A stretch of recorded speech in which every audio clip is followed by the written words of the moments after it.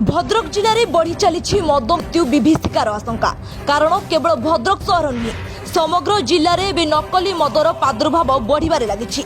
ए समस्त नकली मद कारबार पछरे भद्रकर जड़े बिहारी व्यवसायी संपृक्त अच्छा जे कि भद्रक जिले में एक विशाल नकली मद साम्राज्य सृष्टि करिबारे सक्षम होइछथि। जहाँकि गतकाली भद्रक ब्लॉक अन्नपाड़ अंचल में गतकाली अबकारी विभाग भ्राम्यमाण स्क्वाड द्वारा धरा पड़िथिबा जड़े अभियुक्तों बयान स्पष्ट होइछि।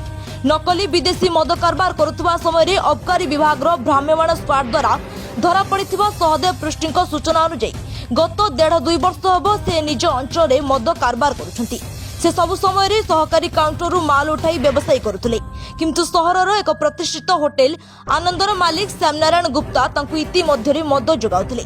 किंतु मंगलवार चढ़ाऊ पर से जानिबाकु पाउछंती एहा नकली मद। एपरी नकली मद बिक्री करी मु अनुतप्त बोली कहिसेंती।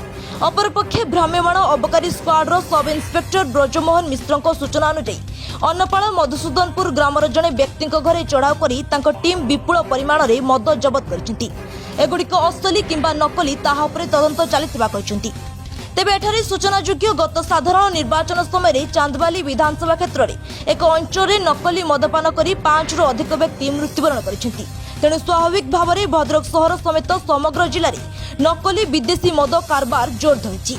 एही नकली कारबार पछरे थिबा मास्टर माइंड को जदि पुलिस किंबा अबकारी विभाग न धरे तेबे भद्रक रे विषाक्त मद मृत्यु विभीषिका को एड़ाई दिया जाई परिबो नै बोली साधारण रे मत प्रकाश पाइछि। देखो तो मु तो सब एटा मत बिके 1.5 वर्ष 2 वर्ष हेलानी हेले मु गवर्नमेंट अनुसार से मो काउंटर माल उठाए मत श्यामनारायण गुप्ता जे होटल आनंद मालिक से मत माल आनी देले दे साला पर देखला को आज रेड हला को मोर डुप्लेट माल बाहर मो जानि मो अर्जली असली पैसा देख नकल दिन नमची सेटा अंत होची हो खरा लागुची अंत करछि ते माने विषयटा बिकुची। एग्जांपल आज धर मो बापा पीथांता कि मो भाई पीथांता मोर थांता मो जीवन से खेली तब से 5,000 ऊपर आंची मला लीटर तो 6-7 लीटर हो दाओ होटल माने गुप्ता श्यामनारायण गुप्ता।